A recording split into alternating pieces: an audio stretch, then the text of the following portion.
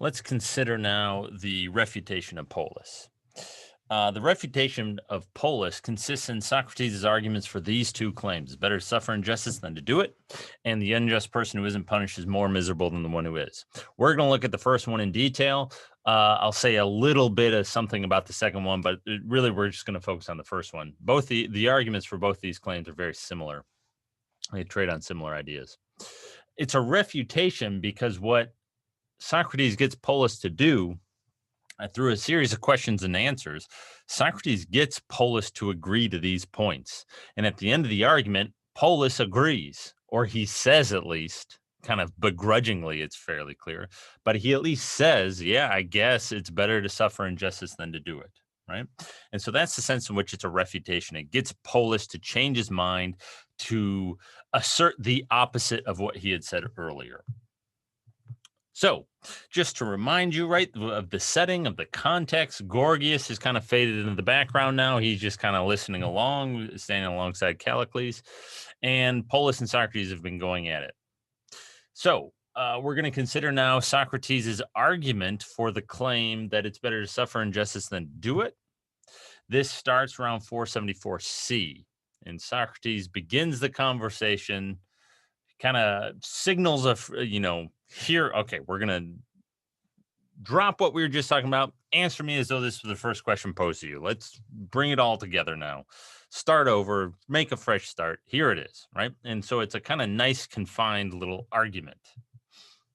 And he starts the refutation off with this question about whether or not doing what's unjust is better or worse than suffering it. Now, what I want to say at the outset, it's important to be clear about what he means by doing unjust and suffering injustice. It's very easy to get tripped up here. Doing what's unjust, what he has in mind here is doing something wrong, like murdering somebody. That's doing something unjust. Or if I were to just go around, my neighborhood, just punching my neighbors in the face whenever I saw them or something, right? That would be unjust. That's doing what's unjust. What do they mean by suffering what's unjust? That means being the victim of those things, being murdered, or being the guy just punched in the face, right? And so what's at issue is, well, what's worse here? Is it worse to be punched in the face for no good reason? Or is it worse to be the one punching people in the face for no good reason? And what Polus is saying is that it's worse to be punched in the face for no good reason. If those are the only two options before you, you either had to go punch somebody in the face for no good reason, or you had to be punched in the face for no good reason.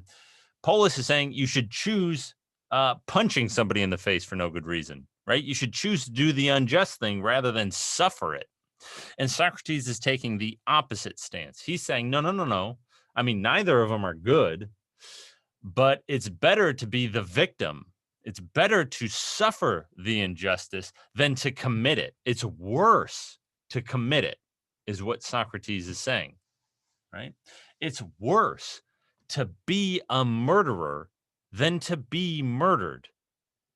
That's exactly what Socrates is saying. And Polus can't believe it. And it is kind of, perhaps you might think it a bit odd or counterintuitive. Let's consider then Socrates' argument, right? And so Polus says suffering, it's worse, right? That's Polus's thing, right? It's worse to suffer it. And Polus here thinks he's a kind of defendant of common sense. He thinks a defender, I should say, of common sense. He thinks he's got the commonsensical position. Clearly suffering it is worse. Clearly being the victim of an injustice is worse for you than being the perpetrator of one, right? That's Polus's idea. Socrates' argument, as I was saying, occurs at 474C, and it goes for until 475C. And so what we're going to do is kind of read through it quickly and try to piece it together. So here we are at 474C. So there's 474, right? And go down to C. And here's what we just saw Socrates and Polus saying, right? Suffering, it's worse. All right, so Socrates. And which do you think is more shameful? Tell me. Polus, doing it. That gets us the first claim in the refutation, right? And then Socrates kind of goes on, and if doing it is in fact more shameful, isn't it worse? Well, certainly not. Well, apparently then you don't think that admirable is the same as good, or that shameful is the same as bad. Certainly not. And then Socrates can go on and talk about admirability for some time.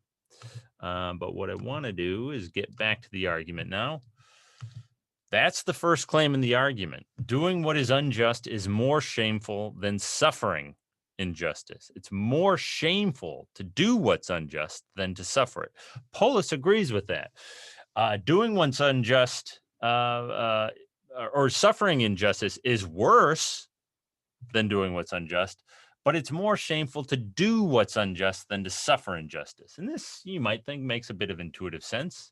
More shameful? I don't know. It's not shameful to be the victim of an injustice, right? It's not shameful if you're just out, whatever, mowing your lawn and your neighbor comes up and punches you in the face. You, the lawnmower, there's nothing shameful or embarrassing about that.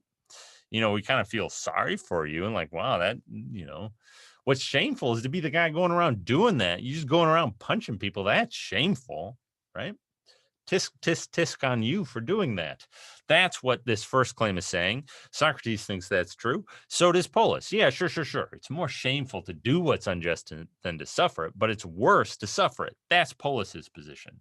Now, one of the things that you'll see from this refutation, from this argument, is that it trades on this notion, on these notions of admirability and shamefulness.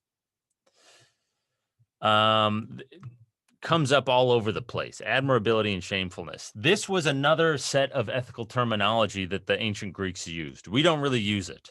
It's not really central to how we think about value. When we think about ethics and morality and value and so on, we think in terms of good and bad or good and evil, and then maybe also right versus wrong. The Greeks didn't really think in terms of right versus wrong. That wasn't a central part of their ethical vocabulary. Good and bad was, but shameful and admirable was as well, right? And so instead of kind of right and wrong, they would talk about things as shameful and admirable. They didn't mean the same thing as right and wrong. It was just a different set of terminology that they use. And so we see that terminology being used in this argument. So let's continue on with it. Let me ask you a question.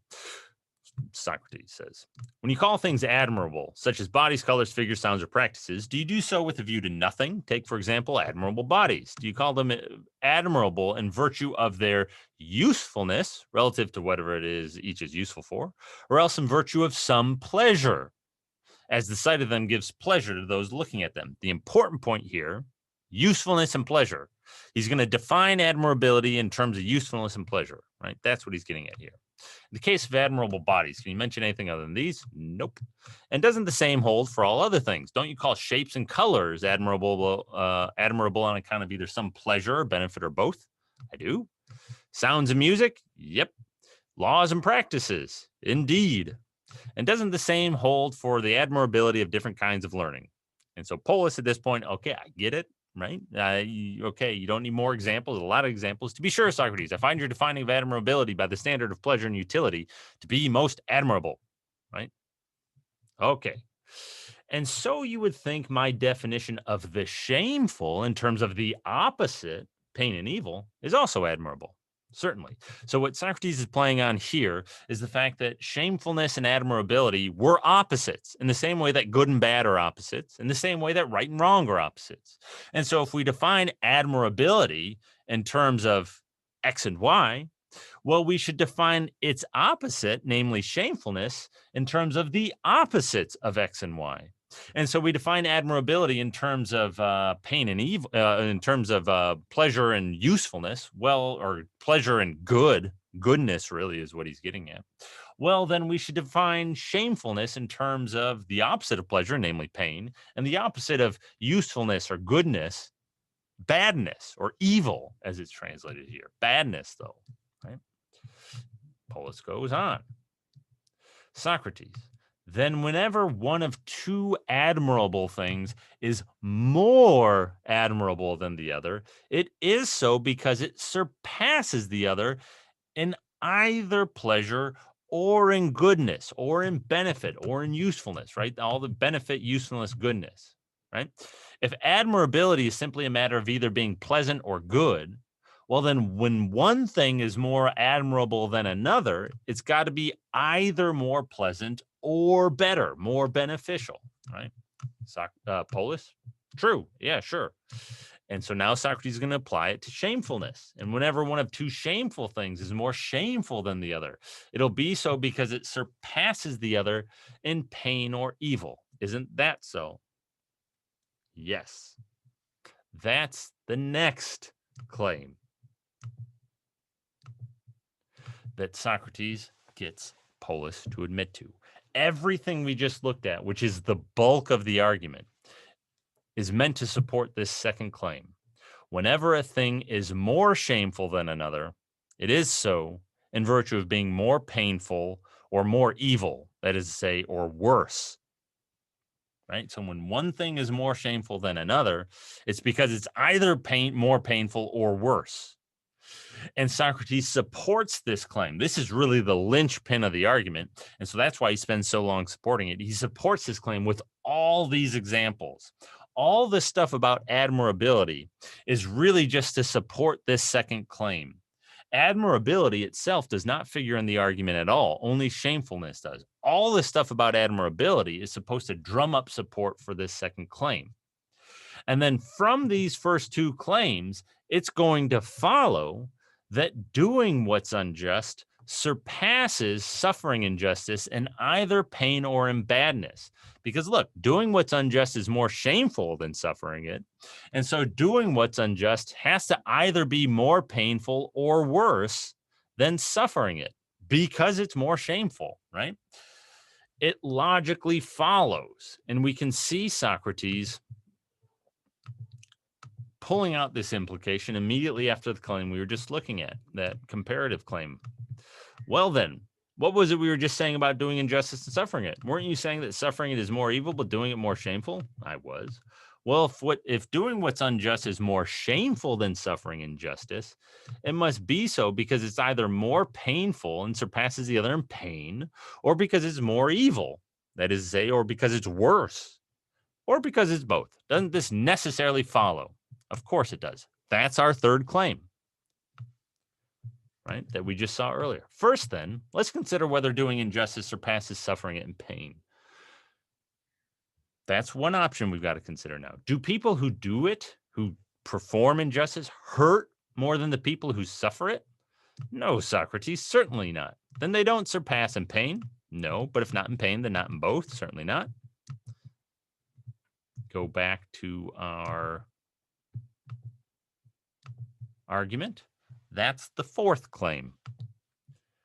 Doing what's unjust does not surpass suffering it in pain. And that seems clearly true because what's being claimed here? Like, use our kind of example, but punching your neighbor in the face or whatever. Doing what's unjust let's say you know how to throw a punch, and so you don't like wreck your hand when you punch the guy or whatever. Is that more painful than being punched in the face? Well, no, clearly it's more painful to be punched in the face than to punch somebody in the face, right? And so doing what's unjust is not more painful than suffering. In fact, it's probably a much more pleasant. Yeah, I go around stealing my neighbor's TVs or I don't know what people steal, jewelry and stuff. Well, that's great. That's real pleasant. Now I have all this stuff and I can go sell it and whatever. Whereas it's very painful for my neighbors because now they're missing all their stuff and whatever, right? And so it looks like doing injustice might even be pleasant. Certainly not more painful than suffering it. That's the main point, right? And from these claims, we're going to get the conclusion. The conclusion follows logically.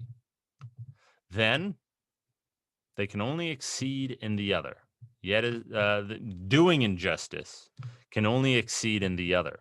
Yeah, that is to say in evil and badness. True. then doing injustice will surpass suffering it in evil and will therefore be a greater evil than suffering it. Evidently, right? This claim right here, that's the point of contention. That's the point of disagreement. And what does Socrates do? He gets Polus to agree with him. What he's saying here is that doing injustice is worse than suffering it. It surpasses it in evil. It's worse. And Polus is agreeing. So the conclusion here is put in terms of one thing's being worse, whereas the initial claim was put in terms of one thing's being better, but they're obviously convertible, right? So suffering injustice is better than doing it. That's just to say, that's the same thing as saying doing injustice is worse than suffering it. And Socrates gets Polus to agree. And so that's really the end of the argument right there. With this claim right here, with Polus is evidently right there, Polus is lost. Polus is agreed. We can draw the conclusion. In philosophy, what we'll often do is we'll try to clarify arguments by putting them in this kind of numbered form. That line means therefore. It's kind of like saying what comes up above the line adds up to what comes below the line. And what's below the line is the conclusion of the argument. What's above the line, we call the premises of the argument. So there are 4 premises and then a conclusion. Those 4 premises add up to the conclusion.